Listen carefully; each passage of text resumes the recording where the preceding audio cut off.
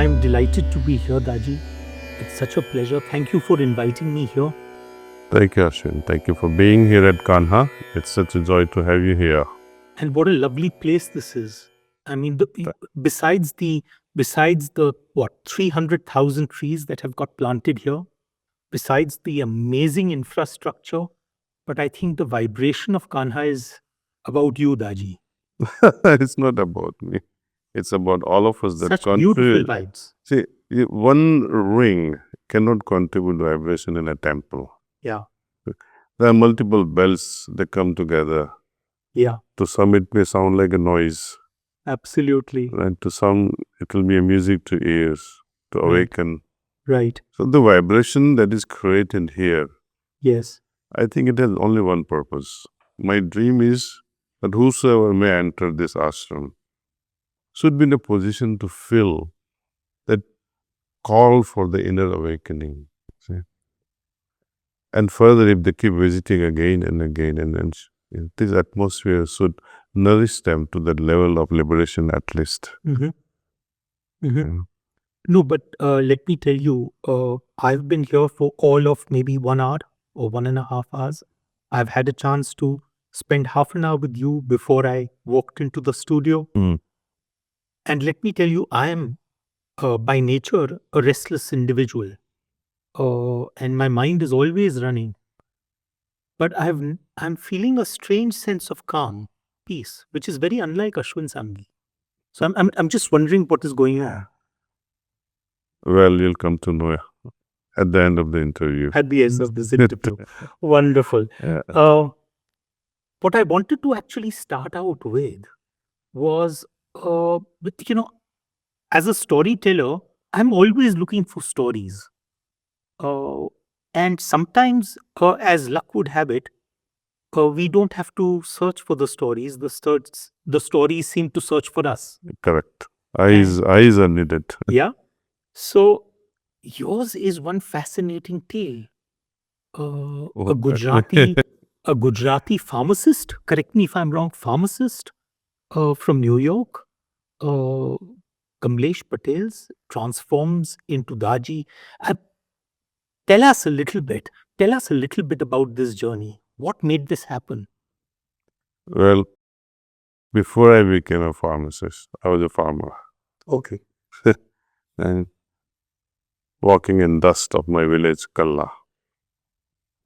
Then opportunities took me to various schools in Gujarat, starting with Arya Samaj, where some instilling of our Vedas and Upanishads were poured into my heart. See.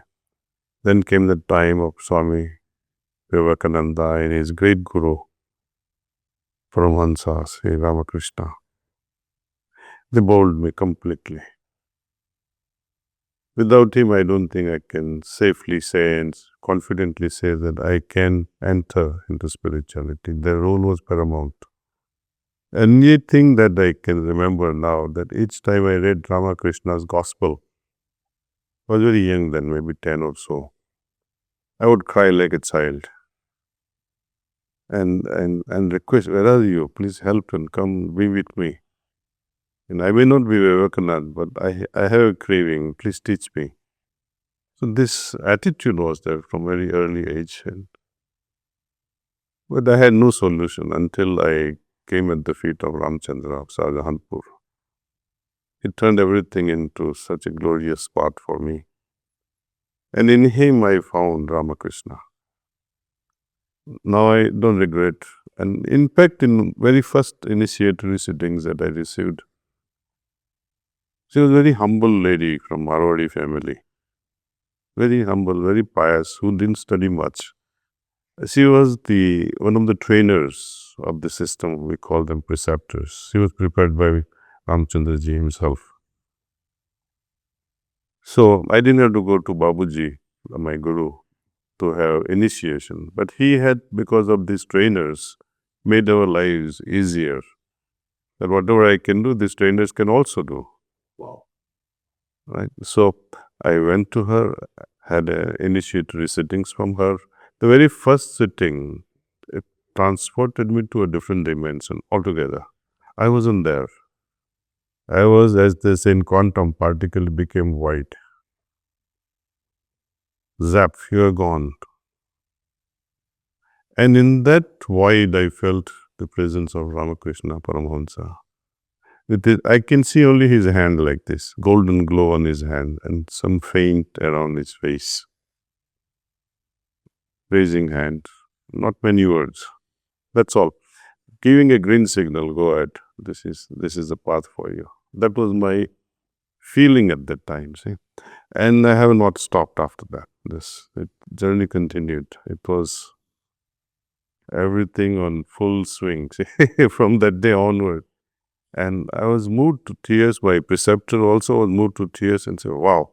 She said, you have very good samskaras that will propel you further. And there is one better preceptor than myself. You go and take a sittings from him. I said, what a humble lady. She has given me the experience which I've been dreaming of, and many saints, I don't know whether they had such an experience ever. To enter into absolute void, it's not a joke. And she's telling, I have someone better. So she increased my thirst. So I went to another preceptor. It was great. And then finally, when I met Ramchandra in Shahjahanpur, 1977, I met him a year later. He spoke not even a word with me. We went with so much of anticipation, but for 3 days that I spent with him, 0 words. But he gave us transmission, he gave us sittings. That was most fulfilling. There was no need to ask any question, you see. And then many such visits to him and many meditation sessions with these preceptors. I think slowly and slowly it was cooked up. And then when I went to US, I was wondering whether this transmission I'm enjoying in India from these preceptors will also be there. Right. But it transcended all the distances. What mattered was, are you willing to participate in this spiritual adventure or not? That's all. Moment you call it, and it comes. Amazing. Yeah. Amazing. I was, before I came to you in Kanha, I went through one single meditation sitting in Bombay with, I guess, what you call preceptors, right? Preceptors, yes. Yeah. So, and, prior to that, the only one single time in my life when I had meditated was Vipassana. And of course, Vipassana was a lot about discipline in terms of breath control and then concentrating your energy on the breath to the point where you can eventually stay your mind. But this was almost like, just visualize the light in your heart. And I was wondering that, I mean, the two styles are so different. So what is it? Is it mind? Is it heart? Is it both? What is it, Daji? Well, we meditate with an idea that divine light is already present in my heart. Uh-huh. The idea of visualization should not be there. Otherwise, mind will start working. So the sankalpa we make is that divine presence is already there in my heart. So with that confidence, we move on. With an attitude that, my God, I don't know you. I never felt your presence. How am I going to think of your presence in my heart? But I would love to experience your presence.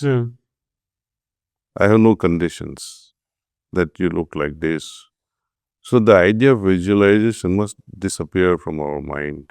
And then proceed. The magical thing won't happen. See. With mind, if you try to understand something, it's not physics or chemistry. Physics and chemistry has to be understood. They cannot be felt. Right. Spirituality cannot be understood. They have to be felt. Feeling cannot happen from brain. Suppose if I say, like many methodologies, many spiritual paths, They recommend meditating on navel, for example, Nabhi chakra. Yes. Or some of them will say, please meditate on the tip of your nose. Right. Some of them will say tricuti between your eyebrows. Yes. Some of them will say on your Sahasradal Kamal, top of your head. Or some of them will say meditate on flame of candlelight or deepam, something external to yourself. That's right. Now, if I ask you, feel something, would you use your liver or stomach to feel it? The only organ of perception or feeling at the depth is your heart. And you can increase this depth of feeling only by closing your eyes. So though we may begin with the mental sankalpa, we end up using the heart in order to perceive what comes next. Wonderful. Absolutely. Right? So though religions, yogas, various approaches, they may teach us, to think in certain way, believe in certain way. There are dogmas. Yeah. But through meditation, which is a spiritual path, these dogmas and beliefs are actually translated into experience. Beautiful. Raji, in fact, since you brought up dogmas and religion, I can't remember who it was who said that philosophy is about questions that can never be answered, and religion is about answers that can never be questioned. And I was just wondering to myself, I said that in some ways, has organized religion, is it actually distancing us from being truly evolved spiritual beings, or is it actually just one path to spirituality? It depends what you really mean by religion. You see, religion of today and religion that was established by nobody. I say nobody because if take for example, who founded Buddhism? Who founded Christianity? Who founded Jainism? Who founded Islam? Who founded Hinduism? Can you name anyone? Well, I can, but that's Tell me. But the point is, Daji, that most of these figures are against stories, right? No, but tell me who established Jainism or Mahavir, Buddha. you go wrong there. Christ. Exactly, you went wrong there. Okay.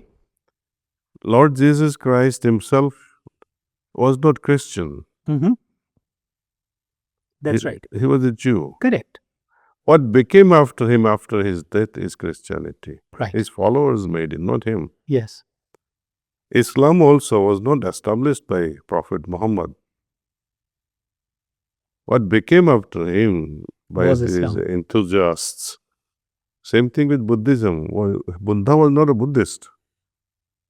What became after him because of his followers. Right? I don't think they ever wanted to organize something into such a limited thing. When I say my religion is top notch, nothing is better than me. Now you are separating yourself from rest of the godly kingdom. You are exclusively creating your own island, your own identity. Creating your identity is against nature. Yeah. And it cannot function. Creating and say myself, my religion is better. Automatically, you are denigrating the other person's religion. And how can there be peace when you think you are better than someone? Absolutely. And even in a family, Yeah. when there are children, and especially when a newborn child is there with you. Husband and wife, though they love each other, they fight. What does this look like? Someone, a guest might come and say, it looks like mother. Father gets annoyed. If he may not express much, but from his heart, no. In my case, I wanted my son to look like my wife because she's got far better looks. But so we fought about that. We never fought about him wanting to look like me. Well, let us say, let's talk about general public. Yeah. By and large, they would even fight for such things. But you're right. You're right. Petty things, Petty small things. things. Small. And when it comes to things like this, where you have invested your emotions, your morning and evenings, and your belief system, oh my, then you start fighting. Mm. The purpose of religion, I don't think there was any purpose, because they didn't start it in the first place. Mm. Mm. They came together and say, oh, this is something special. We Right. need to spread this at any cost. Yes. Any cost means any cost. At You any can cost. talk. If they had these bazookas and machine guns, they would have used it in those days, perhaps. Of course. You know, it was very interesting. I was some years ago, I was in Calcutta and I was giving a lecture at a college. And in the afternoon, I had some time free. And so I told my driver, I said, take me to some interesting place. He said, would you like to go to a temple? So I said, fine, take me to a temple. Now, when we reached there, Daji, I didn't know that it was a temple. It looked so ordinary. I walked inside and it was whitewashed walls, small, maybe 10 by 10 room. And there was a green colored throne. And when I looked closely, there was, of course, a pujari who was doing arti, and there were people who were offering flowers, etc. But on the green colored throne was a portrait of Amitabh Bachchan. And I realized he had brought me to an Amitabh temple. And I was wondering to myself, I thought to myself, I said, is this an alternative universe? Have I reached some parallel reality, as it were? So I walked out of the mandir, pinched myself, and I was waiting for the driver to come back with the car. And there was this little boy who was selling, you know, in a basket, he was selling puja ka saman. So agarbattis and flowers and prasad. So from him, I bought a little book which was called the Amitabh Chalisa. And I still have that lying in my library. But I thought to myself, I said, supposing, Ashwin, you were knocked down at this moment by the car and you took rebirth 1,000 years later. And by now, the cult of Amitabh worship has really caught on. And now it isn't one temple dedicated to Amitabh, but 1,000 or 1,00,000. And someone asks you that, do you think that Amitabh could have been a historical figure? Now, isn't that precisely the question that we are asking ourselves today about people like Ram or Krishna, that could there have been some truth, some reality to these personas? What is your take on this? Well, these are personalities or avatars, as they say. They were definitely present, 100%. They were superhuman beings, if you would like to call them as superhuman beings. Things that an ordinary man could not do. For example, fighting with giants or rakshasas of those times. Right. They can blink their eyes and finish them off. Right. Right? You give such credit to aliens today. That's right. The aliens will come and wink his eye, but this is again theatrical. Yeah. The times of Lord Rama and Lord Krishna, this was not theatrical. It was reality unfolding right in front of people. So you would sort of veer towards the view that maybe there is a kernel of truth, and that over the years we've layered it. Is that what it is? It's a fact that Lord Krishna was an avatar Purush. Yes. And once the time of Lord Rama was over, his epoch started. Right. Now, in the timeline, if you think of it, there's like Nehru. Yes. If you consider that PM after PM, That's and right. once one is gone, second comes, Correct. second gone, third comes, like That's that. right. And a time comes one is also kicking the bucket for good. Yes. Right. Yes.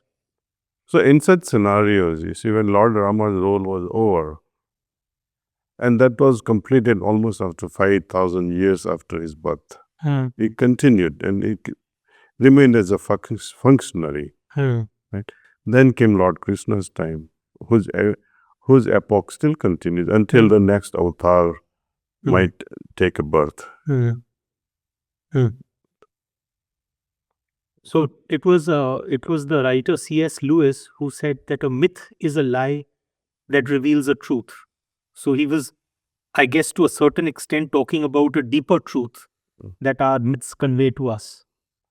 You see, people take it as a story. It doesn't matter. Yes. This is after the deaths of people of Yes. such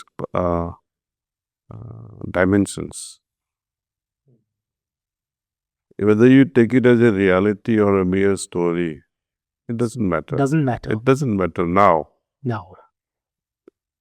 Only if you take some essence out and practice those lessons that they are taught Yes. us, it's enough for us.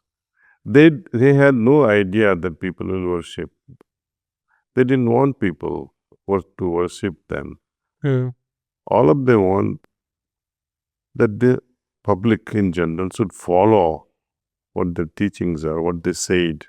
The consequences of if you do the wrong thing, what can happen. Yes. Do you also believe that actually just simply leading a life where, let's say, someone like me, who's entirely, let's say, devoted to my writing, I love telling my stories. And at times when I'm up at 5 in the morning and I'm writing my story, I feel almost lost. Is that also a form of meditation? I don't think so. Okay. People take drugs and also get lost. That's right. What do you call that meditation? That's not meditation. No. So the concept of being a karma yogi or or attaining God through your work, that would not, in Not- your opinion, exist? It depends with what state of mind are you performing your karmas, Right. right? There are some stories about prostitutes in our sastras, Right. and there are Upanishad stories based on their life. Right. There are Sufi stories also related to that. What were you doing with your actions? Where was your heart? So it comes back to heartfulness. Not just that. You see, it's been there forever. I mean, whether you give a word like heartfulness or not, it really doesn't matter. Right. Right. In Gita also, it talks about karma. Correct. And Lord Krishna specifies 3 categories of karma. Karma, akarma, and vikarma. Okay. Karma, any ordinary person performs karma, no problem. Karma performed with love becomes Vishisht karma. It has a further meaning to it. Vishisht karma is karma performed in such a way that there are no consequences attributed to the person who has performed karma. There are no rewards or punishment at the end of it. You don't form samskaras, as they say. You don't form the seeds or the impression for the future actions. Right. Now, what sort of karmas will those be? For example, a mother feeding baby with lot of love. It's a karma. Yes. If that love was not there, that very act would become a burden. Yes. And there are consequences to it.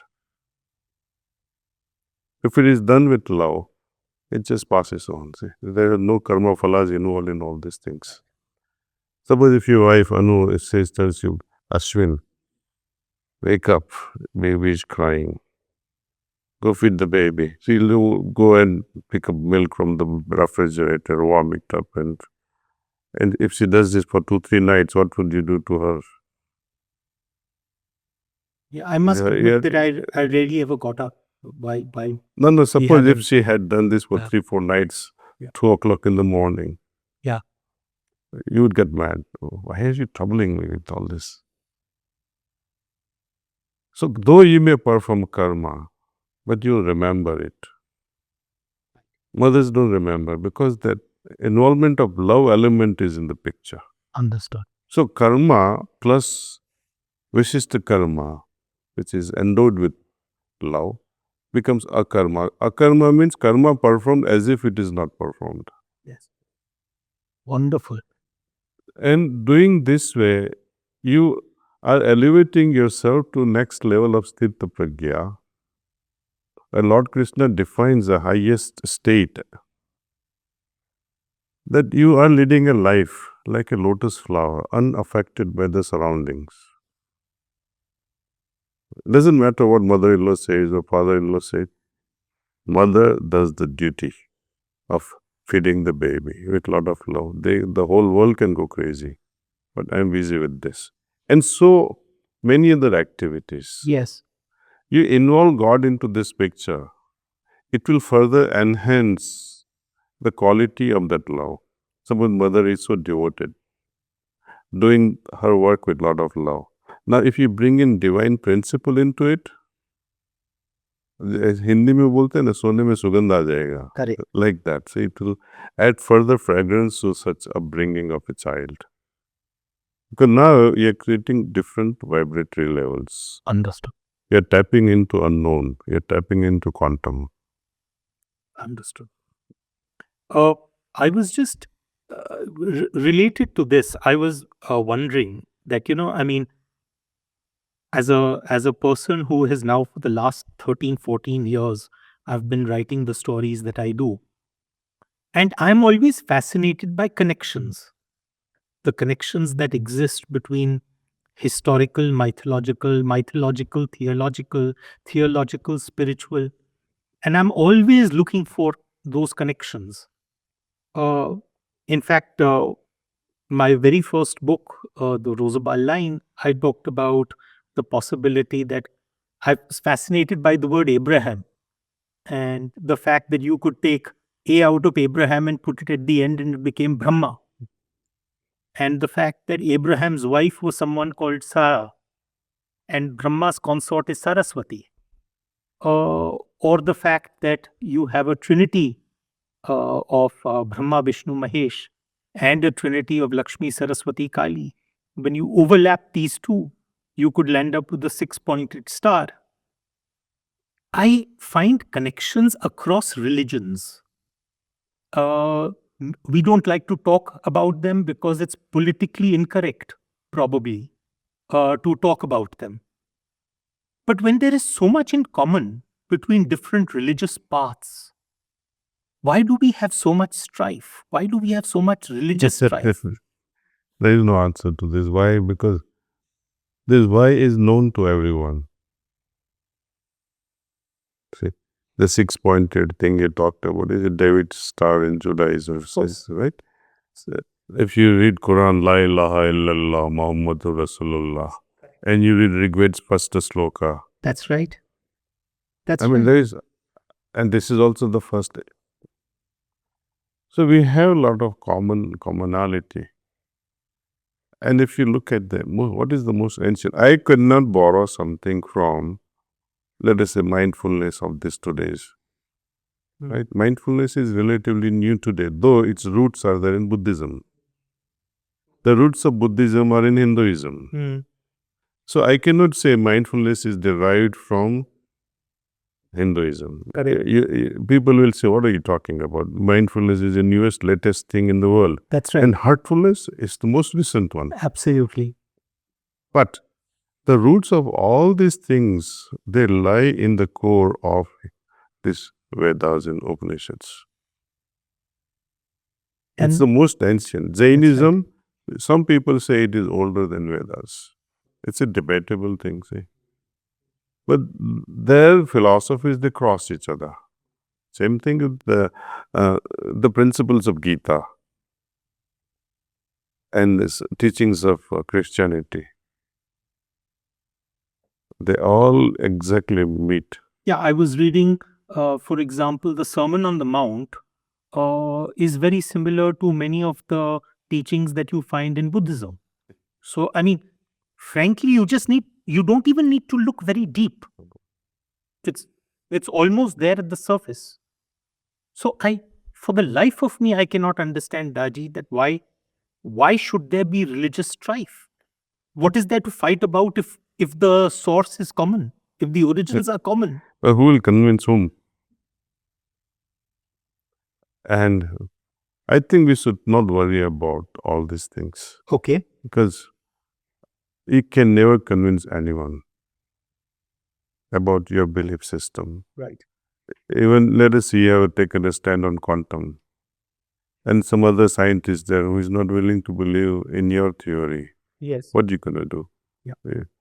Simple things like, I should wake up at 4 o'clock every morning, and you try to convince your son or daughter, please wake up at 4 o'clock in the morning, it's good for your health. How will you convince? So each his own. It's so true. I wanted to ask you, and in the last few years, I have not last few years, but I would say a few decades, I have found some uncanny situations which I'm still unable to explain. Like, for example, I went through an arranged marriage with Anu. Our families knew each other. They said, let the children meet and then they can see whether they want to take it forward. I had never come across someone who I felt I had known a lifetime. Uh, but by the time that I was done with 2 meetings or 3 meetings with her, I knew that I wanted to spend my life with her. And we've been married now 21 years. A couple of years ago, I met uh, a young lady, and I just saw her as my sister in another lifetime. And I said, listen, I mean, you're, for some strange reason, I seem to know everything about you. Do you, how does one explain this? There are some people that you are instantly attracted to. There are some people that you are instantly wary of. Is this past life playing out, or is this something else? Why not future playing out? Right. Anything is possible. I have come across 3 women in my life. All were my mothers in the past. And they're no more there now, but all of them treated me like their own. And did you feel the same sense with them in this life? Yes. Same.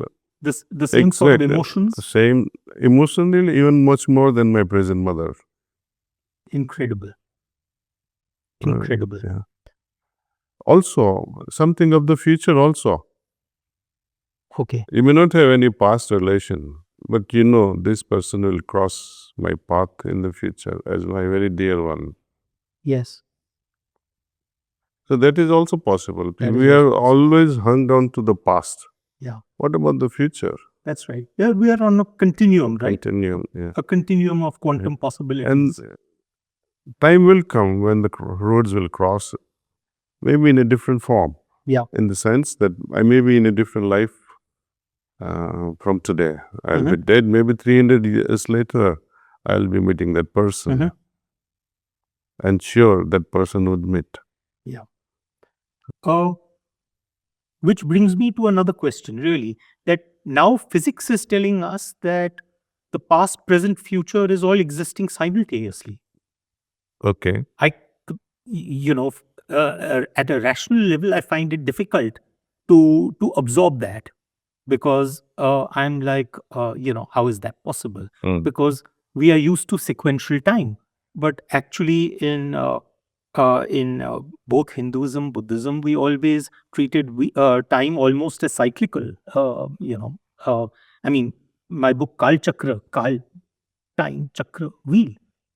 In that sense, I'm just wondering that if everything is, I had asked someone that, how do I explain my lifetimes? And they said, well, think that you've gone into a dark room and there are a series of photographs on the wall, and the only way you can see the photographs is by shining a torch.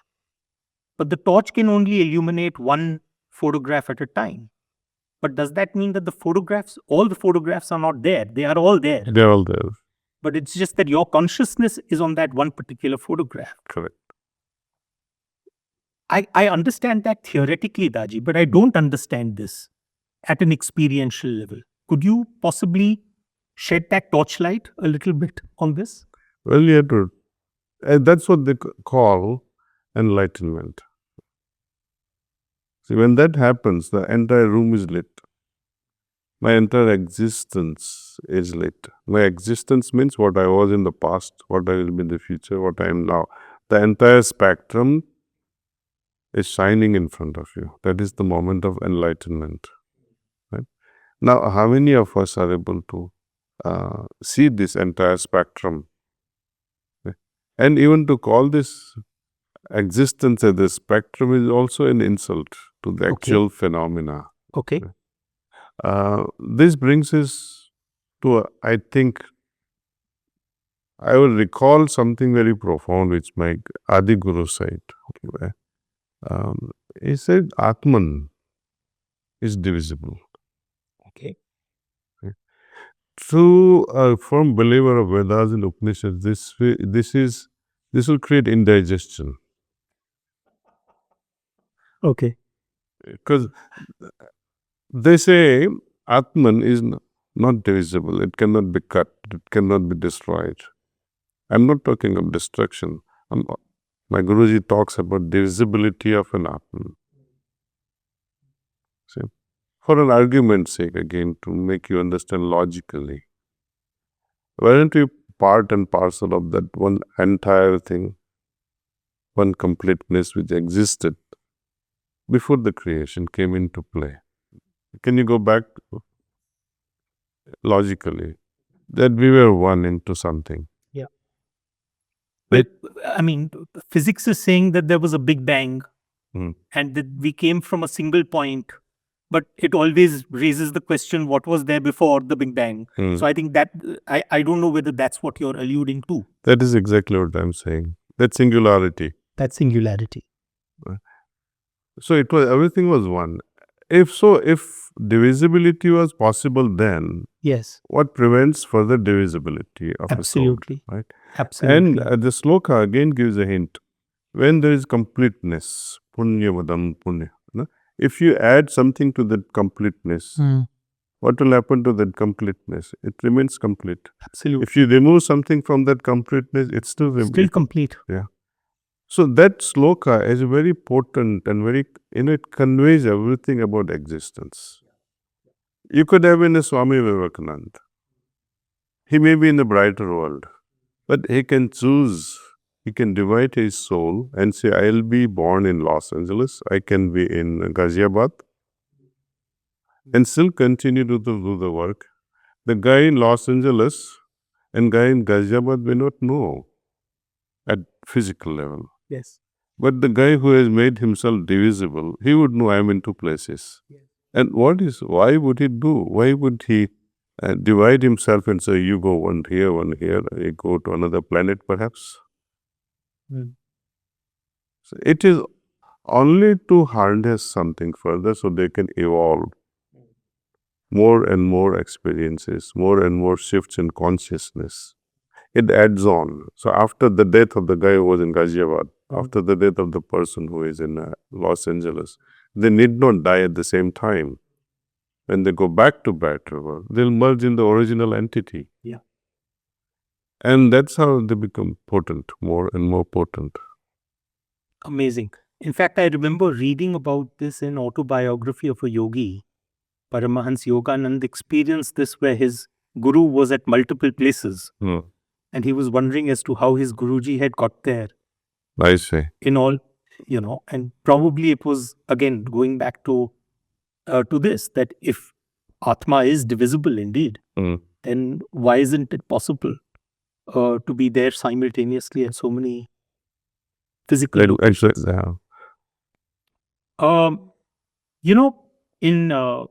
In one of my books, I had this formula, and it's, of course, please now, I feel like a fraud when I'm sitting next to you, Daji, because ultimately what I am is an entertainer, whereas you are, the font of wisdom. So I feel very small sitting here. I don't know if that is too for if me. Ashwin Sanghi with his physique can feel small, then that's saying a lot.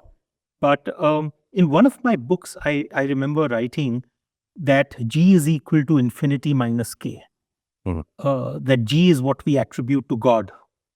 infinity being the entire universe, and K being the extent of human knowledge. And I just thought back to the Egyptian times where they saw the sun rise in the east and set in the west. And they say, oh, this is the sun god. And he travels across the sky in his chariot. And when he's tired, he goes to sleep, and that's when we have night. And then later on, of course, Galileo and Copernicus and all of them, they said that no, it's a giant ball of fire. And we derive our energy from it, and we are rotating around this giant ball of fire. And suddenly Ra lost his divine status. And now it just became a ball of fire, ball of energy. So do you think that God is actually a man-made creation in that sense? I mean, did God create man, or did man create God? Well, God created the universe for sure. But we started creating God and gods and goddesses, depending on our needs, with our own fancies. The four paramarthas, as they call, artha, dharma, kama, moksha, four major requirements of life. That's right. And based on this, we created gods and goddesses, and prayers offered to them for artha, or fulfillment of kama, or establishing dharma, or gaining moksha. Prayers accordingly were offered. See, so these are all goal-oriented things and these goals are man-made. See, some are really good ones, some are really it makes you laugh. You see, because why need you have to learn something greater about karma? Even squirrels does it well, pigs do it very well. So they don't offer prayer to Kama Deva. See, Yeah, but we made it into a science. We made it into the Kama Sutra made it into a science. so likewise, many things of that nature, we created some super being who keeps on instilling his powers for things to go on forever. So these are man-made things, and which are unhealthy. God created human beings and the universe. It's a fact. I mean, you cannot deny. There is a creator, whether you call him God or Asuras. God But doesn't Daji, who matter. created God? There is no answer to these things. But if I share with you something, then you'll say, "Oh, then who created that entity?" Absolutely. It's like a series of Russian dolls, right? Yeah, Russian eggs. But there is something. The need to create. I mean, since you are in the fantasy world and writing fantasy novels, let's wander into this. Yes. If you say God was created with the purpose of creating the rest of the universe, right? Someone created God or something. They say the need to have the universe, God was created, and He manifested into so many things. Right. Now, when you go back into a physical principle, if you consider that as a first energy, right. In the beginning, there was another energy that gave birth to this energy. Right. Like, for example, Vishnu sprouting from the navel of Brahma, or Brahma sprouting from the navel of Vishnu. Is that what you're referring to? That one energy created another? That it's a sequential things. Yeah.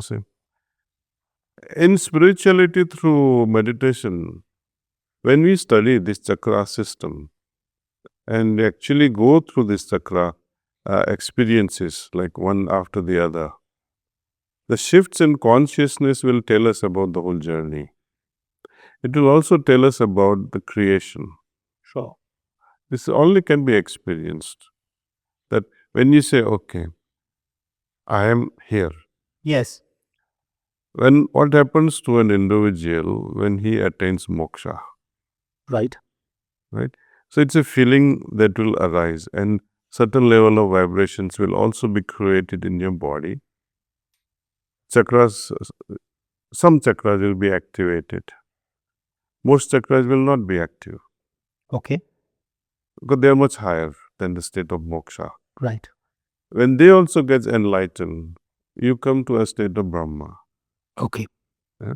You go further. You go beyond Brahma, means Parabrahma. You go further. And as we go on moving from one level of consciousness to the next, you enter the godly region, the first mind of God you encounter, which came into being with the very first kshob or the stir or the Big Bang. With that also came the mind of human, with that first star. But if you go still further beyond it, from where the godly mind came, you will be able to access into that void. Now you're able to see from there everything below. But people will laugh at you, say, now you're saying you're going beyond God. There is nothing like beyond, and you see the existence itself. When it's a circle, what is the beginning and what is the end? It's not. Right? Now, there is another aspect to this. If you strictly look at it from a physics point of view, let us see if I push this. It has moved only 3 inches. Correct. If there was a ball, it will move greater because the surface area of ball cannot compare with the books. Absolutely. Okay. If I push a car, I don't know if I'll be able to move it at all. Okay. Now, why all these different phenomena? Something you just trigger it like this, it flies. Yes. Something you push so hard, yet it doesn't move. That's right. Because of many factors. One is this weight. Second is the gravitation. Right? Third is the force with which I apply my force. These are variables. Correct. Now, when you talk of the creation, meaning the time when there was nothing, no stars, no planets, no galaxies, no gravitation. And let us say you are present and you want to push something. How far will it go?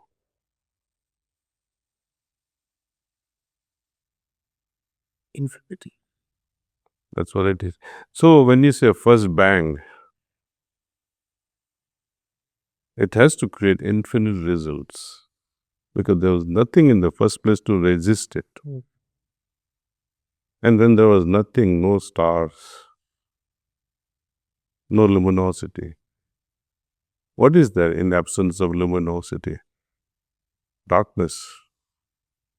So that's what is also described in our in our path by my Adi Guru. He says, just before the creation, there was darkness, veiled within darkness, intense darkness. And when that moment came, first stir, kshob, bang, and there was so much of violence, you can say. Imagine infinity exploding at that time. That's right. Even a thought would have its impact. Just a mere thought will become infinite. Right. And he says, this darkness veiled within darkness with horrifying phenomena is depicted in the form of Kali. So Kali is an imagery of that moment of creation. See, what was there? Darkness. Kali is complete darkness. Portrait. So you can say this murti of Kali, it depicts that moment. And our rishis were masters, they are scientists par excellence. This is nothing but the finest expression through visual graphics. To make it easy for us to understand. Understand, that's all. Amazing. Amazing. Since you mentioned Kali and since you mentioned darkness, I've always wondered about this, that, people talk about duality, yin and yang. They talk about north and south, heat and cold, light and dark, uh, dualities in that sense. But at a deeper level, somehow I also feel that it's actually the presence of one and the absence of the other. So darkness is the absence of light.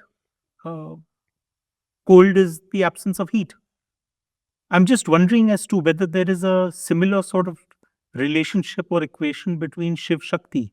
Is there something that we need to understand about the equation between Shiva and Shakti? Let's analyze this in a scientific way now. How would the movement happen when you pass electricity through a wire? Yeah. Right? There is a positive and there is And a negative. That's right. In computer circuits, it's the same kind, right? The neural passages are passed also through these electric currents in our human system. Right? There is always positive and negative current going on, see. Without this, there cannot be movement.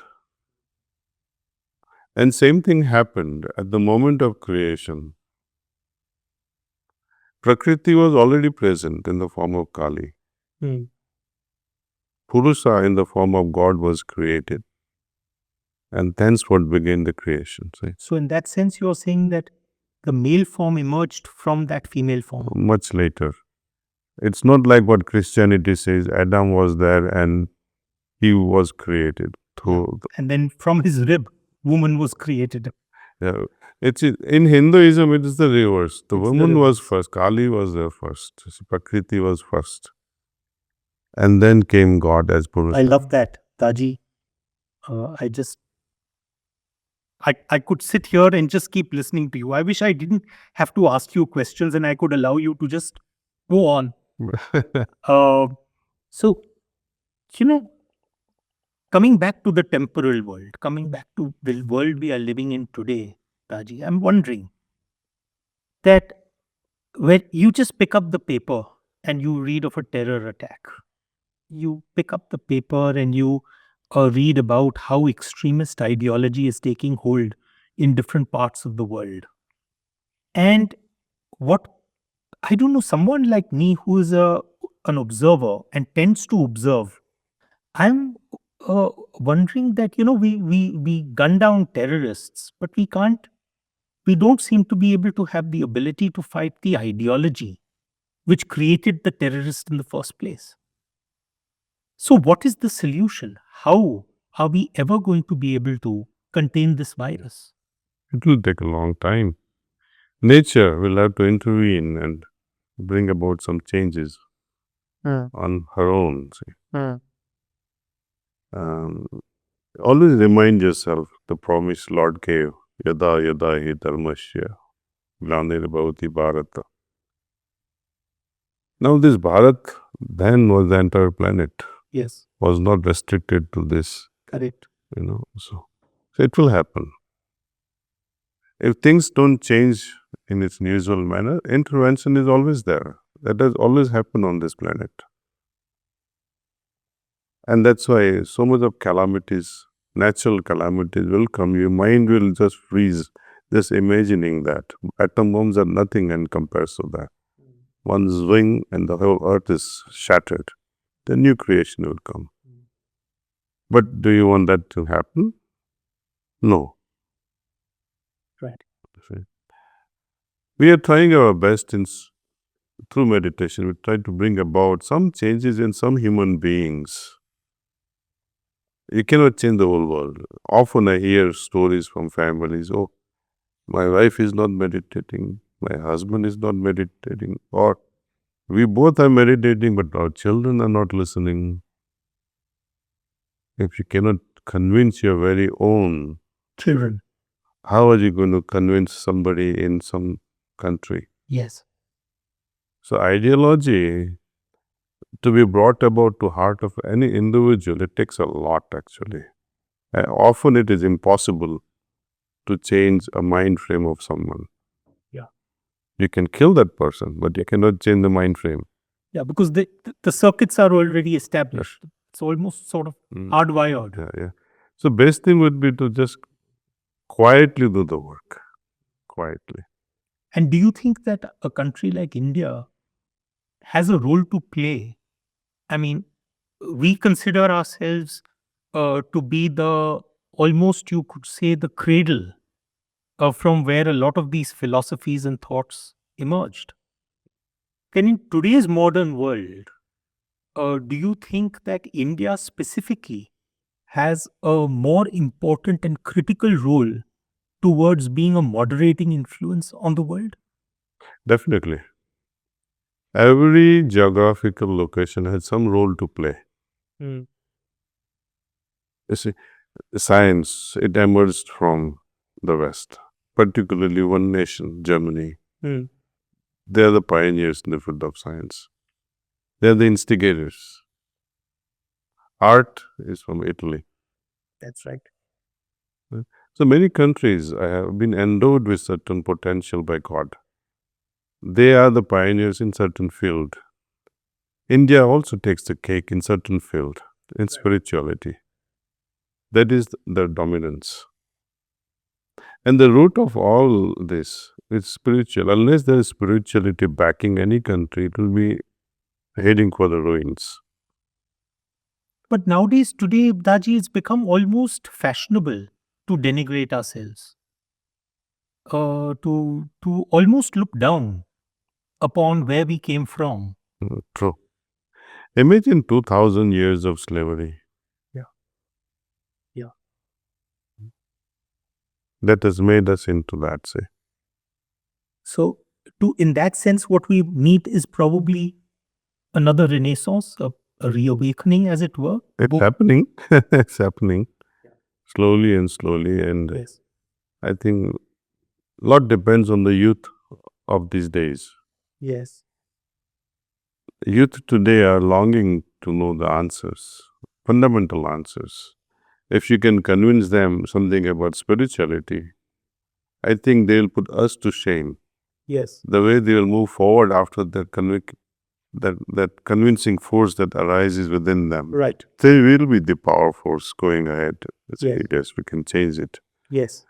And that's where we should focus. One should focus. If a nation has to change, focus on the children. Yeah. And how can children be better? Again, the role of mother. Without a mother who has a strong moral, child cannot be as stronger. Yeah. I was, when I look at myself, for example, I remember a lot of the ideas and thoughts that I have today are as a result of what my grandparents and parents gave me. Uh, and we used to all the time talk about stories. Uh, we would discuss the epics. We would discuss so many things. Mm. And of course, my maternal grandfather, my Nanaji, was himself a great storyteller. He loved telling stories, and many of those were, I'm sure, probably made up also. Uh, and I have carried forward that tradition of fictional retelling. Many years ago, a journalist asked me. They said that, Ashwin, you're an MBA in finance, and suddenly one fine day you start writing books which are on history, mythology, and theology. What gives you the qualification? Mm. So I said, during my growing up years, my mother always used to tell me that I was a bloody good liar. I could tell a lie with a straight face. Mm. And probably because I can tell a lie with a straight face, I can narrate stories. I can make up my stories. And I'm a fictional writer, so that's what I do. But my Nana used to tell me about the fact that he lived in Kanpur and he would go to the banks of the Ganges and meet sadhus and sants. And he told me on one particular occasion he met a sadhu and they were sitting across from one another. And the sadhu asked him to close his eyes. So Nanaji closed his eyes. And then the sadhu said, after a minute, he said, Ab apni aankhein kholo. So Nanaji opened his eyes, but the sadhu was not there. He looked left, right, aage, piche. He wasn't there. Then he heard a voice from somewhere above, Murkh, upar dekh. And the sadhu was levitating. Now, of course, as a child, probably not yet into my teens, I wondered as to whether my nana was consuming some mind expanding substances. Mm. But that was a sense of skepticism at that time. Today, I find that I'm more open to the idea that it could have happened, or at least I'm willing to accept the alternative. How can we make people be more open to the idea that this is a possibility and that everything that happens is a quantum possibility? Uh, we seem to be so compartmentalized that no, this is possible, this is not possible. Yes. How do we encourage, how do we inculcate openness, Daji? Well, make them levitate. Well, see, I'm firmly rooted down to the ground because of my gravity. But the point is, how do we at least allow people to entertain that notion? Well, if is it the first blockade to any possibility is to deny things from happening. Yeah. If you believe this is not possible, you have denied that possibility for yourself. Right.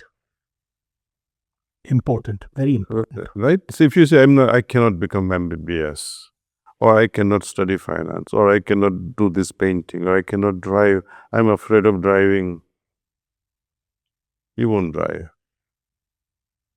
So we have to see the first in ourselves that yes, it is possible for me too.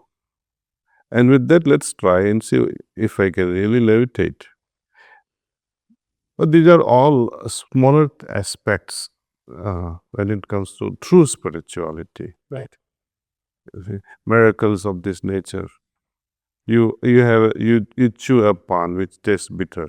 And again, the same pan you chew, it may taste sweeter. Right. These are all miracles which are possible. But going beyond all this is a requirement in spirituality. Otherwise, you get bogged down to lower aspects of it. Say. That's right. Fall of Hinduism, I would say. Hinduism was something great, something so profound. Today, most Hindus, I'm also Hindu, but we are mad about seeking sadhus and pandits who can perform miracles. That's right. They'll fall flat on their feet and say, oh, he does this, he does that, he removes, he sows rock or ashes from the hands. If you do this today in Bombay, people will say it's a fraud. Yeah. But if you wear some nice dhoti or in orange colors, they'll fall at your feet. Oh, absolutely. So it's a cloth and a little bit of miracle. You become millionaire tomorrow. Oh, yeah, it's a great business model. Yeah. So, but whom are you cheating? The public or yourself? You had the ability to producing ash. You can still go beyond if you drop this fancy or mania for lower things. So Guru of caliber will never encourage you to play with toys. Even here, I would say in a heartfulness way, the main endeavor is going beyond consciousness. Though we play with consciousness, we say through meditation, we are able to evolve. Evolve what? Only consciousness, nothing else. Daji, what is consciousness? Let's come to that in a moment. But here, my Guruji says, and with a nice example, he said, children can play with toys. That's their age. Yogis are playing with consciousness. For them, consciousness has become a toy. He has to look beyond consciousness and ask, what lies beyond consciousness? What is it that supports consciousness? Then you'll find the solution to the problem of life. What is consciousness? Imagine what is not consciousness. Everything in the universe is consciousness. Everything. We use it so casually, I'm conscious right now, I'm unconscious now. That is talking about awareness. Yeah. So what does it mean? I'm so sorry. I'm not even sure whether this can be explained. It can be explained. It can be explained. Very well. When people talk about what is consciousness, I can see this and I don't see this, etc. They're talking about their awareness. Right. Consciousness like light. I mean, when you see the light and pass it through the prism, Yes. it breaks down into so many colors. Correct. It's a spectrum. That's right. Consciousness is also a spectrum. Right. To what extent our gadgets can measure? There are levels of consciousness, no gadget can measure it. Okay. What you're familiar with is my awareness. Within awareness also, there's a huge spectrum within. Awareness of a child, right? How to measure the awareness of a child? We can indirectly measure the consciousness playing out there. We say, let's measure this by the amount of thoughts he's carrying. Brain activity. Brain activity. More the brain activity, more thoughts. Right.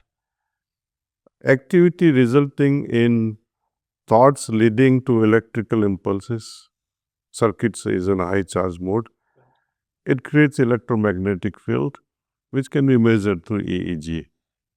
If there are no thoughts, there will be less activity. Right. Just bare minimal for biological processing. That's all, nothing else. Right. This can be measured. Fast EEG movement is considered a certain wave pattern. While you are in a deep sleep, the wave pattern will be almost like this. It's a few, 3-4 waves per second. Okay. Right? So indirectly, we can measure these things. Right? What happens to a person going into deep samadhi state? Mm-hmm. Something like that. It depends on what you are doing in that samadhi. Mm-hmm.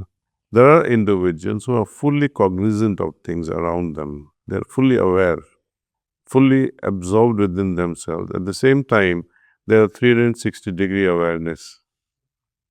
Not only of now, but as they say, a continuum. Where past, present, future, that's what samadhi is. Everything collapses into one. Time freezes for such an individual for that moment. Now, when you are not in samadhi, let's say you are in a dream state. It has its own frequencies. Now, between these fast frequencies and almost flat frequencies, you can measure them on EEG. Right. But there are levels of consciousness. You cannot measure them on gadgets. Yes. Like when you enter into a super state of super consciousness, it cannot be measured. This is Swami Vivekananda. He said, the purpose of any practice, any spiritual practice, is to move into a super conscious state. Yes. From whatever consciousness we have, yes, we should be able to jump into super conscious state at will. Mm-hmm. And also dive deeper into subconscious state at will. He calls it very beautifully, this statement, if I can recall exactly. See, it's a thin, our available consciousness is a thin layer of film of water, above which there are two giant oceans. Imagine thin layer sandwiched between Atlantic and Pacific Ocean. What happens to this available consciousness? I love that description. Yes. That's his, Vivekananda's. So, through meditation, we are able to soar higher into superconscious state, space of superconscious state. And through cleaning process of heartfulness, you are able to tap into your subconscious. Thus, you are expanding your daily, you are able to expand this thin film, and one day it will cover both the oceans. Yeah. So, one day meditation won't help. Daji, which brings me, since we were talking about destiny and we were talking about free choice, this book, Designing Destiny. I mean, this is a very catchy title because, it's almost oxymoronic, right? Because you assume that destiny is something that's given. Now, designing destiny means that it's not given. You've designed it. It's in your hands. So, explain this a little better to us, sir. Okay. It's very easy one to understand. Let's say you are moving in a forest and think, oh, how did this forest come into about, the trees, all kinds of trees and shrubs, and sometimes it's difficult to pass through the trees. Then you enter, let us say, you visit a beautiful garden, exquisite garden, say, where you are mesmerized by the beauty of, flowers, certain fragrant flowers, certain fragrant leaves. And you keep on touching one after the other and admire, wow, who made this beautiful garden? Right. So there is a person who comes into picture, a gardener, Yeah, with his intelligence. He knows what to plant where. that's right. He knows which seed will go where, at what time I have to plant, what sort of soil it will require, how much water to give. He plans out everything systematically. Forest, there is no planning. Yes. Today, every human being, I'm making a general statement. Sure. Exceptions are there. Yes. They are leading a life of raising a forest. No control over seeds. There are no gardeners left. And what are these seeds in human life? Our thoughts. We don't regulate them anymore. Whatsoever comes, let's go in that direction. We chase them until somebody kicks you and says, don't do this. Right? So thoughts become actions. Actions become results. And results is the one that gives you happiness or no lack of it. Right? So either you're happy because you have good consequence of writing a great novel. If it was bad, you'll feel so sad, go no more. And what happened to me? Now I have to change my style perhaps. Right. Again, new thoughts will come, but it's in you to regulate those thoughts. And what is preceding these thoughts? We say results of my actions. Actions. What precedes action is my well thought out plans. Before that, good thoughts. What precedes these thoughts? Intentions. And how to regulate those intentions? Imagine the intentions of a murderer and intentions of a lover. What is the difference?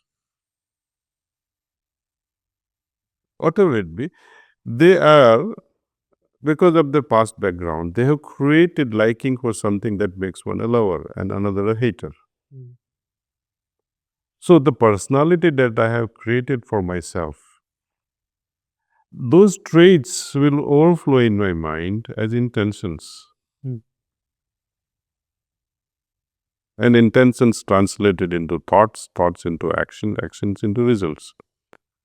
So we have to change our personality, basically. But it will have to start again with thoughts. How I regulate my thoughts, like seeds. I don't plant these seeds everywhere or wherever it likes to go. I have to cut them. Say. I cannot entertain all the thoughts, otherwise it will create jungle in my life. So be precise, like a gardener, what to plant where, like your chapters in the novel. Which chapter, which word, which sentence. Yeah. Then it can become a beautiful book. Yeah. And in that sense, in fact, that, you mentioned that when the outcomes, when the results are not necessarily to your liking, then that seems to almost determine human happiness and dissatisfaction. But if we really think about it from a Buddhist point of view, we've always said, hey, listen, the world is full of sorrow and suffering. And ultimately, the way to get out of that is by losing, shedding desire and craving. But on the other hand, the Hindu way of thinking about it is that happiness is your original state. It's your natural state. So what is it? Is it is happiness meant to be my natural state? Let's talk about this in the evening. Sure. Yeah, I Sure. think this can be another 2 hours.